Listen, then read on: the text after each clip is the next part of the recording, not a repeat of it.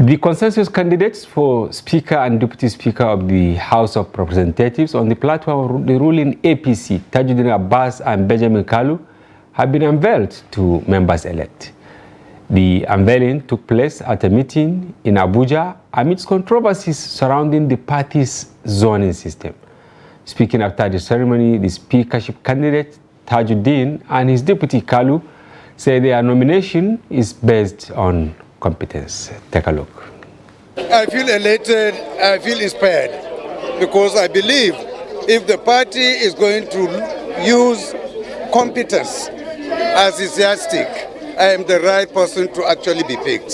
So the fact that they did what I expect them to do, I feel very elated. I feel very satisfied. We are in the process. We have reached out to so many and will continue reaching out to all of them. Before the end of next week, I assure you all the candidates, all the contestants will reach out to them. We will beg them, we will ask them to come on board so that we can work for the good of the institution. The party has started the strategy for the 2027 election by making sure that they have a foot in the southeastern region. What they have done with this nomination is in the spirit of inclusion.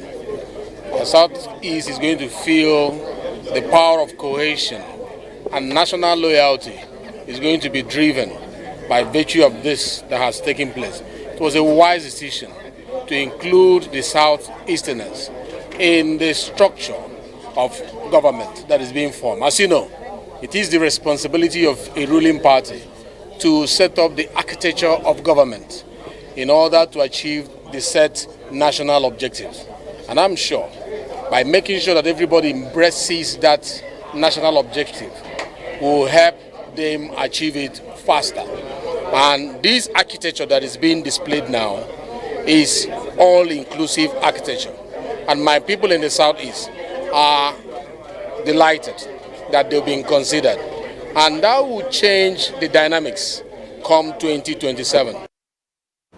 And ahead of transition of power, the wife of the Nigerian President, Aisha Buhari, accompanied the incoming First Lady, Oluremi Tinubu, on a tour of some important areas of the presidential residence in the Aso Rock Villa.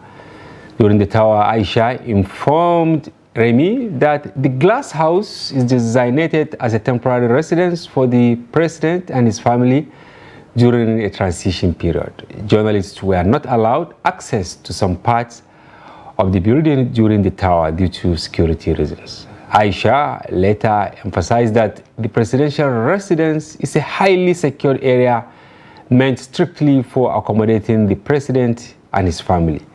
She added that the glass house is intended for outgoing presidents during transition periods, while necessary renovations are carried out on the main house for the incoming president and his family.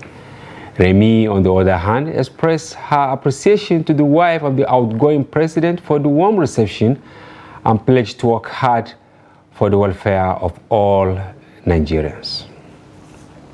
And on the program tonight, we'll be talking to one of the new House of Representatives members-elect, Bashir Usman Goro, who represents or going to represent Goronyo Gada Federal Constituency in the House of Representatives.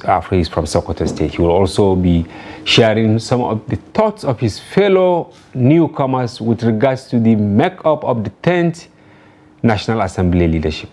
Welcome to the program, Honorable. Thank you very much. Once again, we're happy having you in our studio. Thank you. Yeah. Also, we'll go on a short break, and when we return, the conversation commences. Don't go away.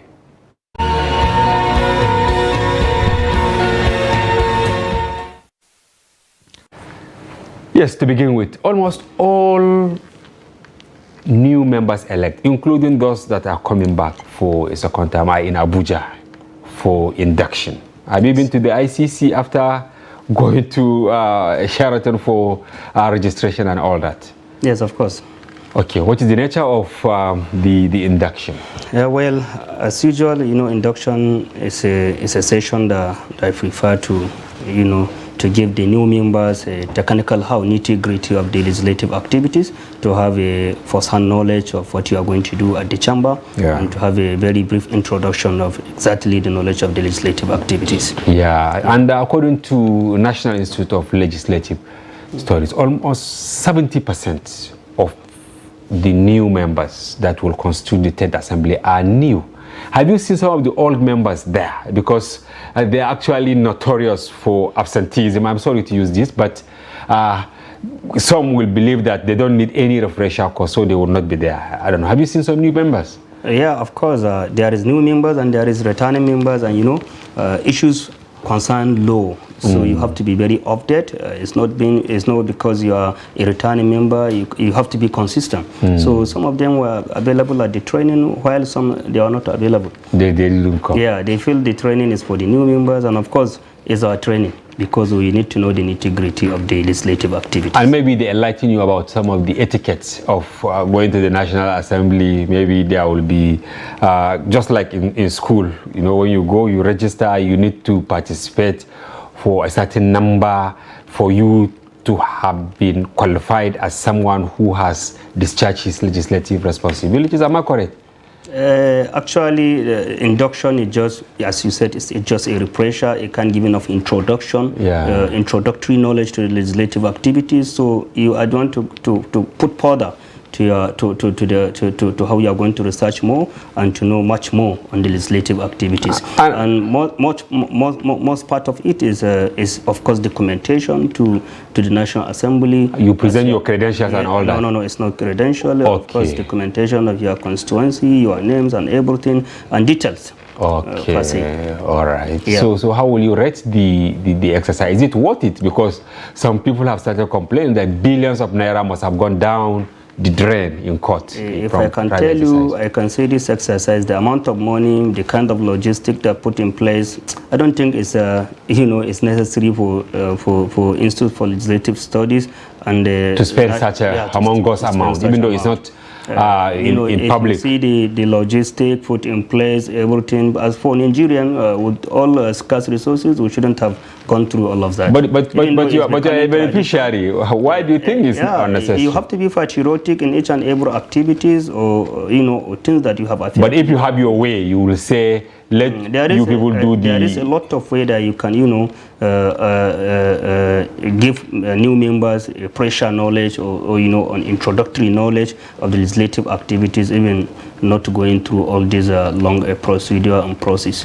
They keep you in hotels, or you pay for yourself? Because almost 360, they are 100. There is a logistic, all logistic attached. You have your hotel, and buses will convey you to the venue, and of course you have all the necessary logistic that you require to stay for the whole of the week or 2 weeks party. Most likely you will sponsor a bill to scrap it, maybe, if you have your way. We shall see then. All right, thank you. Moving to the tower of the presidential villa. Life appears transient. Am I correct? About 8 years ago, it was Dame Patience Jonathan who was taking around Aisha Buhari, and now, as if just 2 days or 3 days, but 8 years now gone. What lessons do you think Nigerians will learn, and most especially you legislators that are also going into the National Assembly, which is part of the 3 arms zone, so that people will not be carried away by the euphoria and all the perks associated with high-profile places like the presidential villa? You see, it's one thing that everybody must understand: power is temporary. There must be a transition from one person to another. If you are Mr. A today, you are definitely going to be Mr. C, and Mr. A will remain. That is somebody to introduce to the power. So transition, of course, the President Muhammad Buhari was elected 2015, and since then he is the President of the Federal Republic of Nigeria today. And by the grace of God, by May 29 May, he is going to hand over to a President-elect Asiwaju Bola Ahmed Tinubu. So transition of power is there, and it's something that everybody must believe, whether you are Muslim or Christian, that if you are today here, you are not going to remain there till the eternity. And you are taking over from Sarkiada, not a first timer, not a second timer, not a third timer. It's another effect of transition. Wow. Yeah. So is there any lesson for you now? How prepared are you maybe to go and then leave it at any time? Absolutely very prepared, because I know the challenges I have passed through. I know, the kind of struggle which I have struggled, I and my people at home. So we are not going to take this victory for lightly, and we're not going to, misuse the opportunity. By the grace of God, inshallah, no matter how it is going to take us, we will represent them well, and we are going to make them proud, inshallah. All right, now moving to the business of the day, the drama that is unfolding at the National Assembly. You've seen clips of Tajuddin from Kaduna and Kalu, right? They have been unveiled to you people. How receptive were you to the unveiling? Well, as you said, I have seen clip, as you see it. But what do you mean? I'm member-elect. I have never interfered with Tajuddin. I don't even know Tajuddin. In fact, I don't even have his contact. So, as you said, I have seen a clip. Yes, of course, I have saw a clip. And that is it? That is it. What about Ben Kalu? What I can say, for Tajuddin, this is like something of, there is informal and the formal candidacy. What I mean by informal and the formal candidacy, Tajuddin was unveiled by the All Progressive Congress alongside Kalu as their preferred candidate for which is the party on whose platform you wrote to the National Assembly. Yes, of course.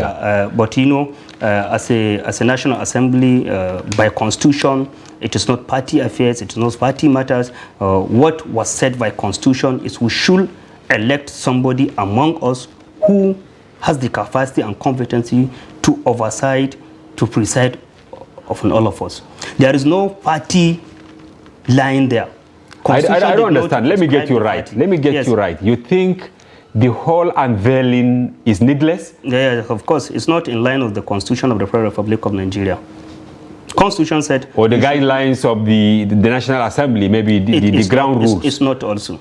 It's not. There is no ground rules. What Constitution said, if there is any guidelines or rules, Constitution supersede every rules of the, as far as Nigeria is concerned. So rule said, the law says we should elect somebody among us to preside over all of us, the members of the National Assembly, the lower chamber. So there is no up and down of the APC trying to hijack the affairs of the National Assembly to nominate somebody. Or to, of course, there is not that position in the Constitution. So you think the party is busybodied in as far as this is concerned? What I can tell you, Malam Hamza, our party is just trying to make, intruding into the affairs of the legislature. As Nigerian, we are operating democratic system of government. Yes. And there is executive arms of government, there is legislative arms of government, and of course, in the other hand, there is judicial arms of government. And all these arms of government are independent in their own way. Yeah. So by executive arms of government, that is the government at the center to decide who is going to preside over the affairs of the National Assembly is literally intruding into the affairs of the legislative. And that is undermine the statutory function of the legislature, which is the statutory function of the legislature is to ensure proper separation of power and to proper check and balance. Are you saying the APC is trying to push Tajuddin and Kalu, to your throats? That's what they did, and I think that is not going to work in any way. What do you mean? You are a member of the APC, Honorable Goro. I'm a PDP, I'm on opposition. You are not a member of PDP, SDP, YP, NNPP, LP. You are a member of APC. I'm a member of PDP. I'm a member of PDP. PDP, I mean, yeah. Yes, of course. Yeah, you are a member of PDP. What I want you to understand here is that as far as 10th Assembly is concerned, there is a lot of differences of all the first assembly that has happened. Right from the first assembly to the 9th assembly that is currently ongoing, and to the 10th assembly that is going to be inaugurated by the grace of God 13th of June. So the differences here clearly is that the ruling party, the APC, does not have the capacity, the numbers to decide who is going to be who, or who is going to preside over the National Assembly alone. But you are from the PDP, right? Am I correct? Now they have made their decision. They have decided on Tajuddin and Kalu. Yes. And that decision, it has never happened in the history of Nigeria on the condition of consensus. even if they are going to make consensus among the candidate or in the zone which they have zoned their position, that is the northwestern state. You have heard from Honorable Adodogwa, you have heard from Honorable Sani Jaji, and you might heard from Sarasoli. Exactly. The three of them are from Northwest, and none of them were consulted before the decision was taken. But how do you know? Because you are not a member of the They have said it publicly during the declaration of Mukhtar Ali Betara. Yes, they have made a statement there. They have said they were not consulted. So if at all APC are going to zone that position to Northwest, they should have allowed the Northwestern state or aspirant rather from the Northwestern state to come together and have a talk within themselves. And finally, maybe they can result to consensus. You go for Mr. A, you go for Mr. B, and we all rally around Mr. C. You understand? Yeah. And if that did not happen, one step of consensus, then party leadership can come on board and say, okay, this is what we did. We zoned this position to a zone in the balance of power sharing across the 6 geopolitical zone. Therefore, we want you to respect that. They are spot Mr. C or spot Mr. A or spot Mr. B. Yeah. And if that did not achieve, the party can go ahead and make their own decision. So APC as a party now did not even put their house in order. Close to think of maintaining. What will be the implication of that? The implication here is very clear. That we, from the minority and greater majority, which we have formed the greater majority of the house, ranging from the PDP to the smaller minority, that is SDP. We have a number of 183 elected, and we are ahead of APC with 7 members. So you see, if all that happen, maybe finally the implication of that, we, the minority, greater majority, we can come together and sign off our agreement and make sure that we have formed speaker from our own. But to make sure that the 10th Assembly finally have a leadership that have good relationship with the executive, we are canvassing among the aspirants of APC, those that have the capacity, the competency, and the availability and accessibility for all the members elect to make sure that we install that person in power. You belong to a certain group, Vision 10th Assembly. What does that mean? Well, yes, we are members of the New Vision 10th Assembly. What New Vision is all preaching for, all of us, irrespective of the political party differences, whether you are APC, or you are PDP, or you are Labour Party, or you belong to NMP, down to the smaller minority, that is the SDP. As long as you are a new member or new pieces of the 10th Assembly, we consider ourselves as a members of the New Vision, and we sat down together, we discussed thoroughly, we agreed often on certain objectives that we are determined to achieve this. Which are the objectives? Yes. All of us, the new members, are determined to achieve the following objectives. Anyway, before you get there, are you telling me that, okay, this membership, is it exclusive to maybe new entrants, or there are some who are old, or maybe they are going for a second time or third time, but who are not members of New Vision? We are only concerned with new members, new pieces of the brand new members. Brand new members, because we have observed, we studied carefully, there is that tyrannical system of administration of the National Assembly, ranking matters. This is the number third, this is the 4th position, this is the 4th returning member, this is the 3rd returning member, this is the 5th returning member. That system, we want to break that arrangement, because we have the opportunities of numbers is the opportunities we are going to enjoy, because we are times 2 of the returning members, more than times 2 of the returning members. By statistic, 243 are new members of the National Assembly who have never been to the National Assembly. 243. And they constitute this Vision 10th Assembly. New Vision of the 10th Assembly. So we are not going to allow the number to go on then. We are going to utilize the numbers and make sure that we determine the leadership of the 10th Assembly, it's like in the lower chamber. It's like a caucus of new members. Exactly. Brand new members. Brand new member. We have no concern with the returning member. They have their own caucus. But they are very strong. They are very strong, but we are times 2 of them. So we don't want to in terms of numerical strength. But what about experience? We are novice. They've never been to, you don't know the ropes. We are not challenging the experience. what we are challenging is we are going to utilize the numerical strength we have to make sure that we install the leadership of the National Assembly, leadership that we believe in capacity, we believe in competency, and we believe that leadership have extent of fellowship to all members elect. And that leadership is going to provide an adequate and sustainable leadership for the whole of the 10th Assembly.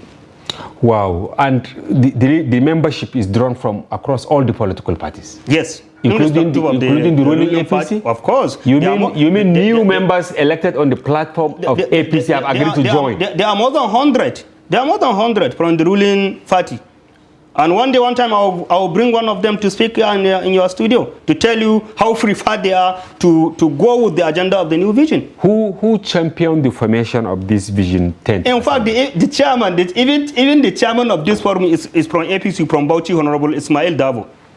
He's the chairman? He's the chairman of the whole new vision. We're going to have him here. Of course, I'll bring the chairman here to speak on behalf of the APC. Is it an act of rebellion on his side to have spearheaded this, or some of you from the opposition instigated the formation of this group? It's not an instigation. In every cycle, try to study how are you going to benefit all of your numbers. And we sat down together. The movement started looking at the end that the outgoing members, there is an appropriation of 2023 budget. And which if we just sat down and hold our arms, the outgoing members will go away along with the project. Which the whole of the 2023, as a new member, you don't have any project for your constituency. For the remainder of the year. Yes, and by the end of the day, you may only end up having a 3 consecutive appropriation or policy framework of the budget. So we struggle first to make sure that the ministries of finance have put a stop for them to utilize the 2023 appropriation, which they have did.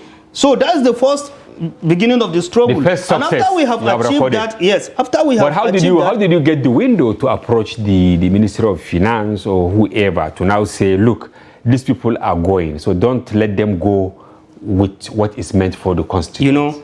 In every cycle of people, there is people that are very patriotic. And the very person that we have found very patriotic who supported us to make a move and even to record these successes, I'm not lying to Honorable Mukhtar Ali Betara, because he's a chairman of appropriation. We have presented him a case. We said we don't want to allow people to go along with our case, with our project. We really need this project for our people. We don't know what will be the fate of this project. And then he agreed often that he's going to champion the movement, and then he moved forward. That's how we presented a case and succeeded in it. I heard it somewhere that this Vision 10th Assembly, maybe you are now bringing the whole issue to the fore, that you are rooting for Betara. I don't know. Is that correct? Absolutely. It's correct? Yes, of course. The Vision 10th Assembly, but he's in APC, you are in PDP. Doesn't matter. You are looking for competency, you are looking for capacity, you are looking for accessibility, you are looking for somebody that can, actually unite everybody in the 10th Assembly in respect of the party line.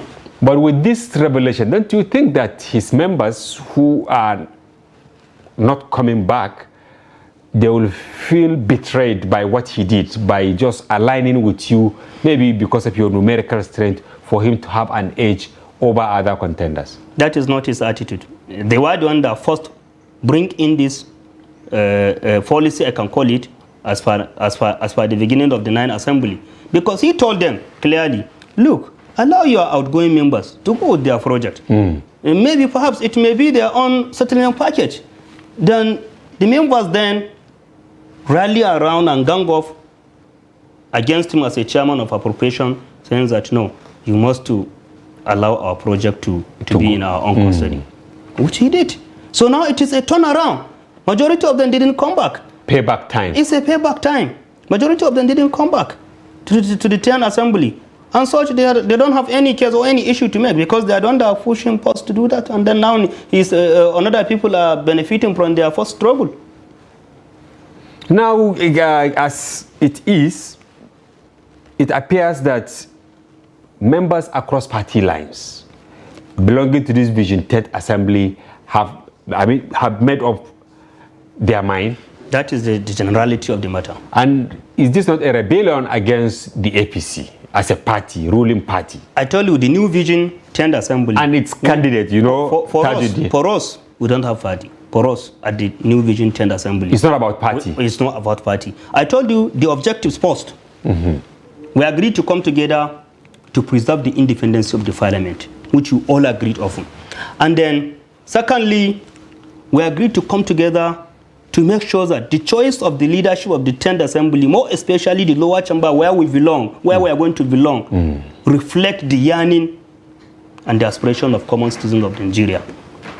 And we agreed to come together to make sure that any person that we are going to endorse, that person has capacity, that person has capability, that person has the requisite experience, that person has the accessibility for almost everybody that is going to be in the 10th Assembly at the lower chamber. And that is how you arrive at better. That is how we arrive at better. We have interviews with basically almost all the candidates, including the lady that is contesting. But we have never had an interviews with the so anointed candidate of the APC. What do you mean? You mean this group had cause to interface with other aspirants for the speakership position? Of course, we have interfered with them. They told you what they want. We have had their mind, they are going how they are going to run the National Assembly, how they are going to make the preside often the 10th Assembly, and we're quite dissatisfied with a lot of them. Yeah. Talking on the sincerity. We are no bias. Talking on the sincerity, we come to dissatisfied with a lot of their submission. Yeah. And Tajuddin did not make any attempt, or those canvassing for his candidature. Does he even know the members from the Northwest? The first question. Does he even know the members from the Kaduna? The second question. I can tell you, this is a PhD holder, and they said he sponsored the highest number of bills and all that. So we can't say he is not exposed to go with what you said, that the reach out matters.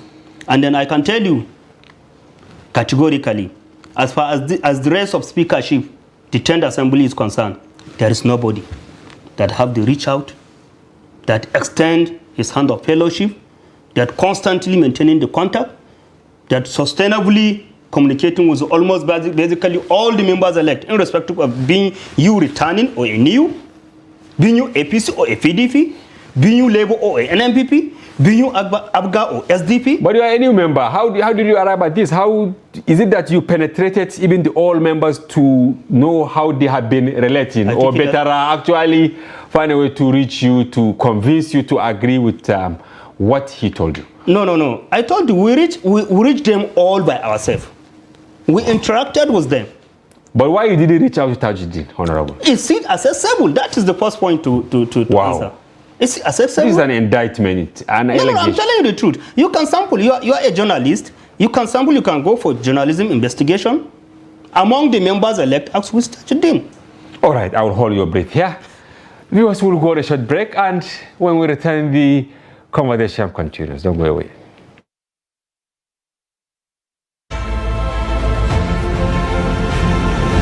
Now, as part of efforts to support Africa's goal of strengthening... Now, looking at the activity chart, as you can see right here, a total volume of 130... Created a Boko Haram crisis that at that time was restricted to Yobe. How secure are they? You can see security men with blood. This is the road leading up to the... Already, if you look at English squad, you are looking at EPL, you are looking at their names. You are not looking at...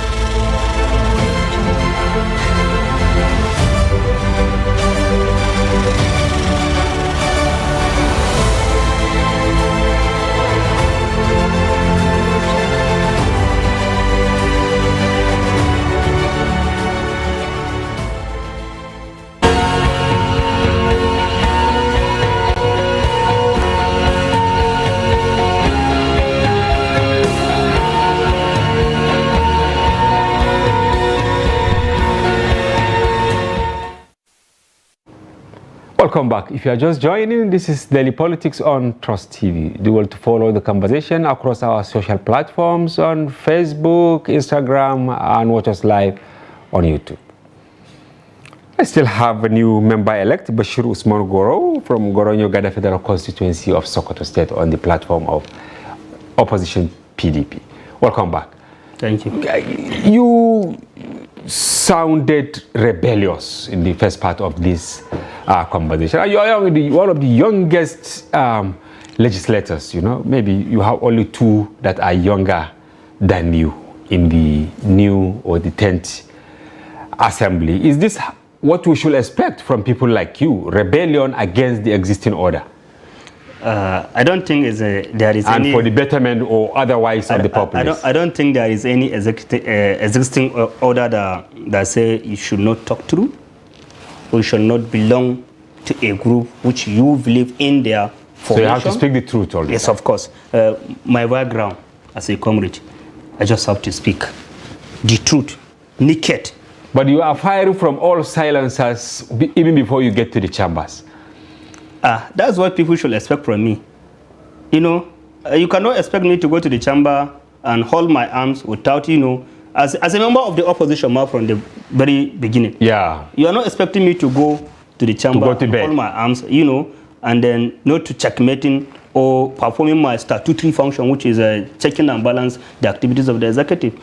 So that's what I'm going to do. Now, what is your take in what the APC as a party did, the National Working Committee? Do you think what happened in the nomination of Tajuddin and Kalu is the true picture, or you think there are some cracks even within the NWC of the APC? Anyway, that one is the APC matter, but I will first comment on it. Because I see you as an insider. Yeah. The way you are close to I can first comment on this. Okay. I can tell you, if you go for a sample investigation or journalism comment, at least we are 360 members. Yeah. Or now presently we are 358. Yeah. As I give you the statistic, 243 the new members and 115 the returning members. Yeah. If you go on sample statistic, APC they were 176, while the minority greater majority were 183. Yeah. So greater than APC was the 7 members. So if you go by analysis, you sample a comment from APC members, I can tell you more than 150 of them, they are not with this decision of the National Working Committee. How do you mean? I'm just giving you an insight. You can go and make a report on it, and I'm very sure you will come back. More than half of the 200 and... Two-thirds of the... Yeah. Two-thirds of 176 of the APC members, they are not on this. They are not on the same page. Yes. With this decision. Because everybody now has a belief that Parliament are independent. And as such, somebody from outside cannot determine who is going to be the leader of the lower chamber or the upper chamber. It's the same thing that is happening even at the Senate. You see, APC have anointed candidate, and then a lot of senators from the APC withdraw their support and keep supporting other candidate. And you have been seeing, you know, a fire coming from the southeast, from the north central, with regard of the Senate. But do they have the, like, southeast and north central, do they have the moral ground to make noise? Of course they have. How do you mean? They were sidelined from the power sharing and power positioning. When you talk of southeast, you talk of the north central. North central was sidelined by the APC, and the north and the southeast, you know. How do you mean they were sidelined? They were not carried along? There is position in Nigeria, almost about 10 position. Yeah, in key position in power sharing when it comes to Nigeria as a nation.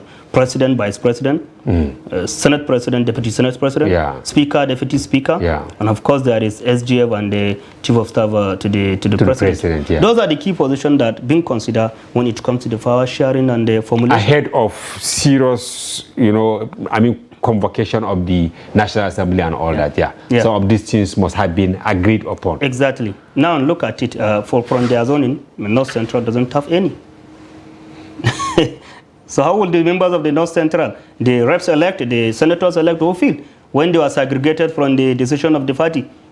But we know that Senator Abdullah Adam, who is the national chairman of the ruling party, you know, he has been consistently saying they were waiting for Asuwaju, the president-elect, to come back before they will agree as to how to share these powers. Do you think there was adequate consultations among themselves before they arrived at what we are seeing now? Well, what I can only interpret from outside, because I'm not an APC member and I'm not a part of their decision making, what I can only interpret is that if truly Yes. This decision of zoning Senate President to the south, and the Deputy Senate President to the northwest, and the Speaker to the northwest, and Deputy Speaker to the southeast. If truly that decision carried absolute consultation among the National Working Committee, the weight of the information, it should be that chairman of the party, that is Abdullah Adamu. Abdullah Adamu should be the one to sign, or secretary of the party.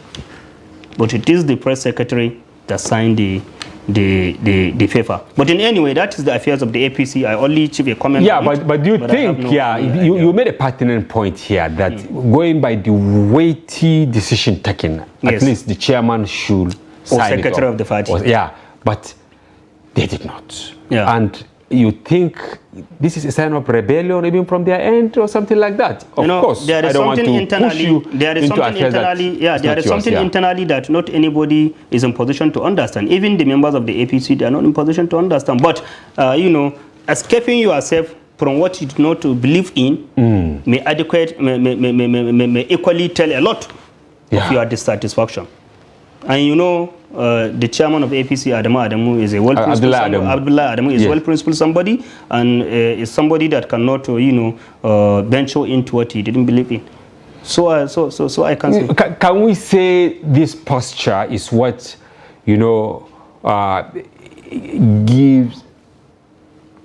the APC members, to remain adamant? I mean, as to the decision of the party, because you can see as if there was no any agreement at all. All those who are looking for Senate presidency, they are there in full gear. Yeah. Those looking for speakership and other positions, they are in full gear. They don't have no iota of remorse, on their faces. Yeah, I can tell you, this decision of APC has changed nothing in the mind of the even APC members or APC senators elect. As you said, all the aspirants for Senate President are in full acceleration speed. Yeah. So all of them keep on canvassing, mobilizing the support. That's to tell you that they have rejected the decision taken. Decision of the APC. So are we going to? And when you come on the sides of the lower chamber, yes, that is the speakership race, ranging from the Mukhtar Ali Vetara down to the Tajuddin. All of them are in contest.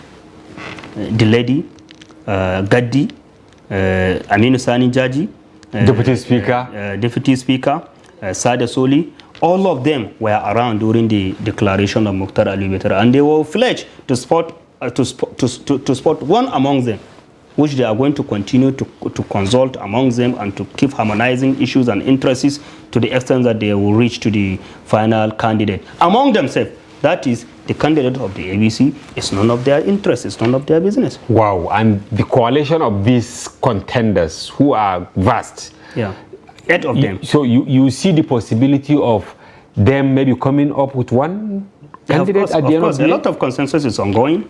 And then I believe they have had a first sitting, and they are going to have a second sitting, and they will continue. Oh, they have met for the first time after the Betara declaration. Before the Betara declaration, they have met 4 of them: the Deputy Speaker, Sada Soli, Honorable Sada Soli, Honorable Aminu Sani Jaji, and Mukhtar Ali Vetara. They have sat down and discussed, and I believe consensus is going on, and at the end of the day, they will come up with the one preferred candidate which they are going to back off and make him the Speaker of the 10th Assembly, because they all believe we shouldn't have a robust term speaker.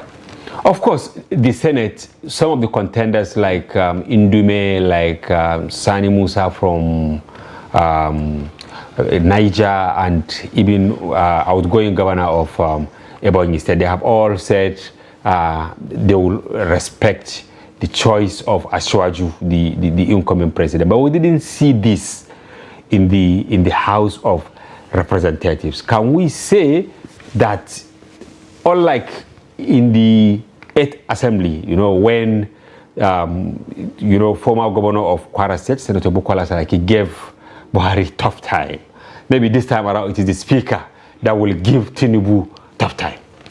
Don't forget, 3 of them, as you said, maybe they have withdrawn their candidacy from the Senate, and they are working maybe 5 years, I don't know. Yes. As I have never heard. Well, some said that they will back. Some they have said it, yeah. The outgoing governor of Ivonyi said, and I didn't heard from the Musa of Niger and the other person. Yeah. But all I can say is that still, Shehi is in the race, and he's very powerful. As you can analyze, he's going to give them tough time. Yeah. And only God can tell what is going to happen. So, Shehi, you are referring to Abdulaziz Yari. Abdulaziz Yari. So only God will. But do you think he has the capacity and the wherewithal? He has mobilized heavily. He's reaching out heavily. Wow. He's extending contact. So if you are moving around the Transcorp, you see how busy he is, making meeting today, making meeting tomorrow, to make sure that he actualizes his vision. Wow. So it's not going. Of course, there is also Kalu on the other hand. Yeah, he too is actually yielding. You see? To the so call. Coming to the speakership, I don't think there is anybody that will back Tajuddin, because innerly we know what is going to happen. Internally, within the party. Internally. Yeah. No, we are referring to the 10th assembly. We have the anticipation of what is going to happen, because someone that have endorsed Tajuddin is the outgoing speaker of the 9th assembly. Is it an allegation? It's because not an allegation. At the time, Femi said he doesn't have any preferred candidate. It's not an allegation. It's an open space. And even Mukhtar Ali Betara said it on the floor, and Deputy Speaker also said it, and the majority leader also said it. They may allege because they have personal interest. It's not an allege because they know. Now I cannot making call and inviting people that you are going to have an interview or discussion with them, and I can say no. And I would say personally that I'm done that send the chairman of the New Vision. And at the end of the day, chairman of the New Vision can talk rubbish, and I say I don't know of it. You know, so Femi is done canvassing for Tajuddin, and the whole 9th assembly, they know how they suffered in his son, and then he want to maintain that. Did they really suffer on that Femi? How do you know? You can call them. They are narrating, of course. When you have a bad experience, you sometimes even you if don't want to repeat. Even if you don't want to talk of it, your mind will speak on it. But don't you think he has the wherewithal actually to have his way for his successor? I'm referring to Femi Bajabiamila. But it's not necessarily. It's the assembly. You have done your own. Then you allow people that are coming in to determine their fate. You are no longer among them. You allow them to determine their fate.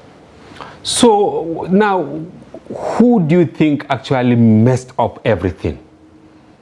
Where will you take this blame to? That I cannot say, because it's the party issue. As I can tell you, if you roll the number today, if they mess up, we the major majority, we can decide and seal up and sign an agreement, and from the speakership and the deputy speaker of the house. You can do that? Of course, we have the number.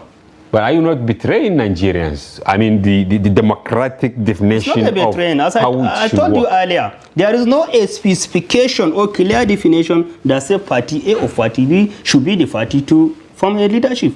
Only what the constitution said, you should elect one among yourself, one among equals. One among yourself to preside over all of. So there is no other specifications at party A or party B or party C. So as they continue their argument, at the end of the day, if all they turn around to be otherwise, we will mobilize ourselves at the minority caucus and make sure that we form the speaker and the deputy speaker as we have the numbers. Now, where do you place the president-elect in this conundrum? He don't have any stake on it. As the legislative arms of government, he's at the part of the executive. He don't have any stake on it. But don't you think... Do you think coming in of the president-elect will not jeopardize the activities of the legislative? How? We certainly do. Our constitutional right is to checkmate the activities of the executive. But that did not preclude synergy between the executive and the legislative. Synergy, of course, is there. Synergy is going to be there. But what we are going to say is the independency first before the synergy. You must be independent. You cannot, when you don't have your own home, and you want me to share my own home with you, now, you must first have your own home, and then you come to me so that we can share a home. Are you saying that the president-elect should allow you to do your things without any influence? That is the position of the Constitution. We are not fleeting, is the position of the Constitution. But the Constitution is not cast in stone. I mean, it's human-made document, and humans can actually, without prejudice to its sanctity, allow some rooms for compromises here and there, so that you get it right. Mala Hamza, it is under Act, it is under the same Constitution that gives the right for the establishment of this place. Yeah. It is the same constitution that give right for the legislature to elect whoever they choose has the capacity and have the belief that he can lead them, irrespective of the party differences of opinion. Now, what is your advice to the ruling party so that they can get it right? Because I think they should have the right of first refusal. Whether they like it or not, the truth has been spoken, and then it's only left for them to listen to the yearning and the aspiration of the majority of the members elect. I can tell you, if you go out count by count, one person to the other, veterans have reached out massively. So it is only left for them to accept the reality and allow that gentleman to go. Whether they have accepted in good faith or not, they are going to accept him as a speaker, because even from this new vision I'm telling you, yeah, veteran, we are only looking for his people to accept our nomination. Let him even not vote himself. We are going to vote for him and make him the speaker of the Assembly. Yeah, but and we are determined for that. Honorable, if I understand, it's like you as a person is also, pushing veteran into other members' throat, just the way the APC in court is pushing Tajuddin into the throat of other members. I'm not selling a poison. It's because I believe veteran has a good intention. The way they also believe that Tajuddin has the competence, because they said he sponsored more bills than any other member. Now let me ask you. Yeah. Currently, who is managing the House? I don't know. I'm just a journalist. I'm a reporter. But I know there is a speaker. Go for a sample investigation. The speaker is just a presiding officer. Who is managing the House? Then let me take the question back to you. Who is controlling the House? Of course, it's veteran. How? Go ask the members of the 9th Assembly. Is he giving them money? No, he is the one that reuniting the whole House. He's the rallying point. And making sure that the House is intact. There is no any. He's the rallying point. Of course, he's the rallying point of the whole. From where did he get the strength? How? Because it's from the heart. He has a big accommodative heart. Now, are you suggesting that the ruling party should,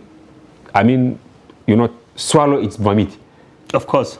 I'm only telling them the truth, and I believe they have heard it, even from their homes. That they should dismantle the arrangement they made. That one left to them. Even if they did or not, the decision is going to be taken on the 13th of June. Are they going to see the biggest shocker of their life, from your estimation? Likely. That is going to happen. A repeat of what happened in 2015 of sorts? When Dogara and a similar case has happened in the history of Nigeria. Don't forget, it has happened during Tambol, it has happened during Dogara, and there is a lot of quite numbers of differences. So National Assembly is not a place that you can just decide it and say, all of you go to A, and all of them, they go to to A. They know their independency. So that is the independency that we are preaching to preserve first before everything. So we want to preserve that independency. So nobody is going to, imposition leadership as far as 10th Assembly is concerned. I don't see it coming.